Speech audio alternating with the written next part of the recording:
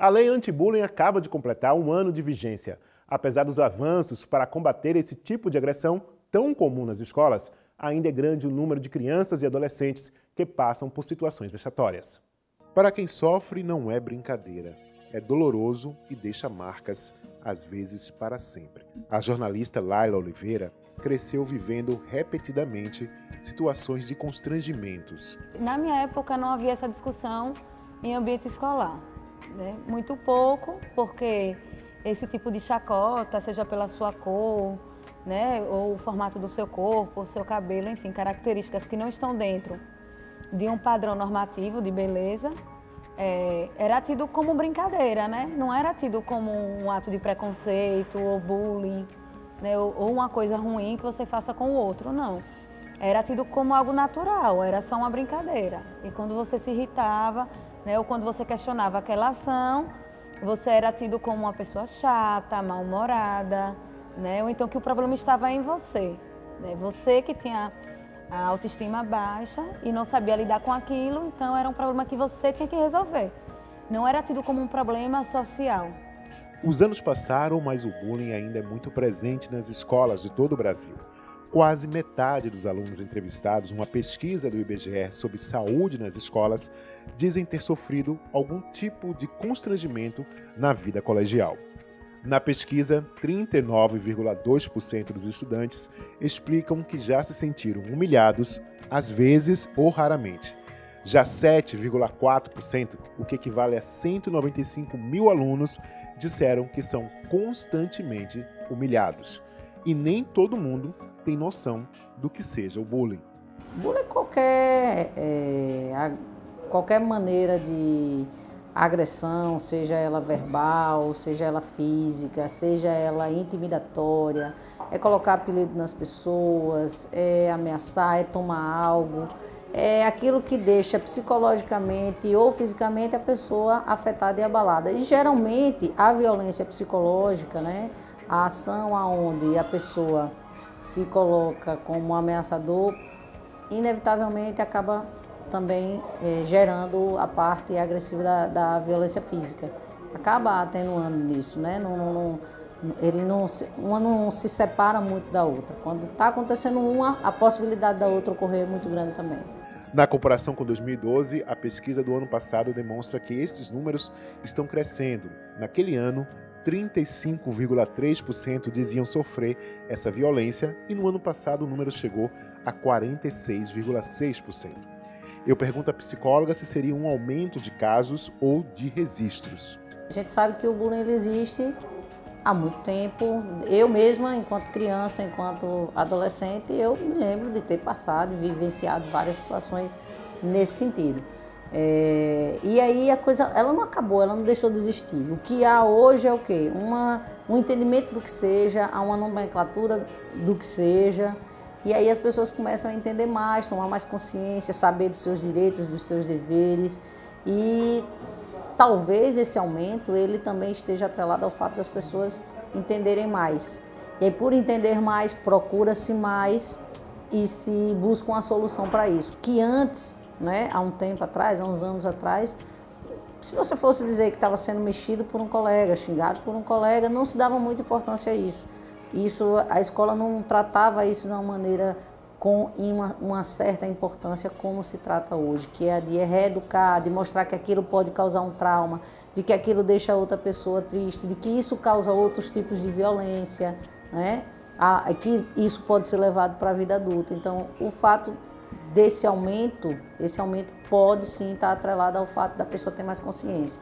Por exemplo, se eu sei que eu posso denunciar aquilo, então eu vou lá e faço a minha denúncia. Nesse sentido seria o quê? Na escola, a criança ir lá e fazer o registro com o professor, com o coordenador, com o diretor, em casa levar essa situação, aí a casa vinha até a escola para poder resolver e a gente fazer trabalhos para reduzir isso, mas pode estar bastante atrelada a essa situação, a essa circunstância. Na escola em Aracaju, onde atua, a psicóloga explica a forma como eles fazem para combater o bullying.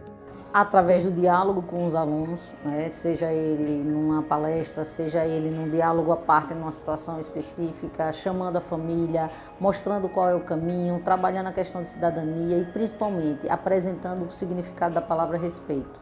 Porque tudo isso está atrelado a algo muito básico, que é o quê? Respeito. Se eu tenho respeito ao outro ser humano, eu não vou zombar dele, eu não vou procurar bater nele. Muitas vezes a criança bate porque assiste um desenho que é violento, acontece muito. Hoje mesmo eu recebi o testemunho de um pai de uma criança de 4 anos dizendo: olha, lá em casa meu menino está assistindo muito aqueles vídeos do YouTube. Eu disse: tá uma febre. E qual é o que ele assiste? Uns das massinhas, pronto, esse é a febre maior. Mas aí eu observando, tem um lá que ele estava fazendo que o guri saía batendo em todo mundo. E na hora que eu vi, eu cortei. Eu disse: ótimo que tenha cortado. Por quê? Ele está ali brincando, ele está vendo, aí ele vai achar legal e ele vai repetir o comportamento. Ele nem sabe o que está fazendo, ele tem 4 anos, mas ele vai achar normal. E ele pode crescer achando aquilo normal. E aí ele se torna um agressor, ele se torna um causador de bullying lá na frente, por causa de situações como essa, tão simples, que é manusear a tecnologia que hoje está aí, que a gente não pode proibir. Não tem como eu chegar hoje e dizer: olha, corte dos seus filhos a tecnologia. A gente tem sim que conscientizar e ensinar a usar, para que eles se sensibilizem e saibam separar o que é bom do que é ruim, do que é respeitoso e do que não é respeitoso. Trabalhar a questão do valor. A gente volta muito a essa questão do trabalho de valor. O Judiciário de Sergipe também tem se preocupado com a temática e, através do Centro Judiciário de Soluções de Conflitos e Cidadania, tem elaborado um projeto de mediação nas escolas que vai englobar a temática do bullying.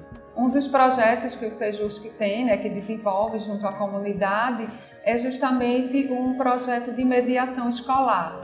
Já é realidade em alguns estados do Brasil, né, e a gente está trazendo esse projeto em forma de piloto para a cidade de Aracaju. A gente está tendo essa experiência com uma escola inicialmente, da rede municipal de Aracaju, né, onde a gente já teve nessa escola, já conheceu, já se apresentou-se à comunidade escolar, né, e a ideia é que a gente possa estar formando uma câmara, né, de mediação dentro dessa escola e que eles possam dar continuidade. E aí, qual é o propósito dessa Câmara? É o envolver alunos, professores e corpo administrativo da escola para que eles possam estar resolvendo os conflitos que surgirem dentro dessa comunidade escolar, né? Os pais também se incluem nisso, né? E aí todo tipo de conflito é levado a essa Câmara para ser tratado. E aí inclui também, né, o processo de bullying na escola, que hoje infelizmente é tão comum, né, ou que se destaca mais essa questão do bullying, que pode ser também discutido dentro dessa Câmara de Mediação, né, e pode ser daí surgir novas possibilidades, inclusive de ação dentro da escola de combate ao bullying. Nesse universo de tanto sofrimento, o diálogo pode ser uma forma eficiente de lidar com a temática. A psicóloga nos explica que é preciso uma conscientização da sociedade para a forma como deve ser tratado o assunto. A partir do momento que houve a questão da lei, vem buscando muito a situação de punição, de somente punição, como se essa fosse a solução. E a lei, ela traz o contrário, ela traz alternativas de orientação. E a gente, assim, dentro de um ambiente escolar, a gente não tem como punir, a gente está lidando aqui com quem? Com menores. Então o que é que a gente tem que fazer? A gente tem que orientar. A gente tem que conduzir essas pessoas a se conscientizarem e sensibilizarem para mudar a sua atitude. Porque só saber que aquilo não é legal e que aquilo ofende não resolve. O que resolve é você se sensibilizar e se colocar no lugar do outro para que não aconteça. Então é um cuidado também das famílias, principalmente, que eu tenho sentido que a família vem assim muito naquele impacto de que você tem que fazer algo com aquela pessoa. Então se você tem que fazer algo com aquela pessoa, você não vai orientar. Se não, vou fazer um paralelo aos presídios, por exemplo. Prender resolvia, e a gente já viu que não resolve. O que é que resolve? Educar. É por isso que está aí agora se trazendo as palavras, né, que já foram ditas antes. Quanto mais a gente tem educação, menos a gente tem punição, menos presídio, menos cadeia, menos tudo. E é uma realidade. As marcas podem ser para toda a vida, mas a jornalista Laila Oliveira nos explica que é possível redescobrir caminhos. Ficaram marcas, obviamente a gente não esquece, não tem como, mas como ao longo da minha vida, né, eu procurei meios, né, e discussões que conseguissem me situar historicamente e politicamente do porquê que eu sofri isso. Hoje eu consigo entender de outra forma, então eu canalizei tudo aquilo, né, a mágoa, né, a dor e tudo mais do preconceito que eu sofri, eu canalizei isso para me organizar politicamente na sociedade. Então, com certeza isso não é que abranda, né, mas é um aconchego, né, isso faz com que a gente entenda que essa dor a gente pode transformar em luta. Depois do intervalo, economia financeira e agilidade nas contratações, o conceito do termo pregão no quadro Conhecendo o Judiciário de hoje. A gente volta em instantes.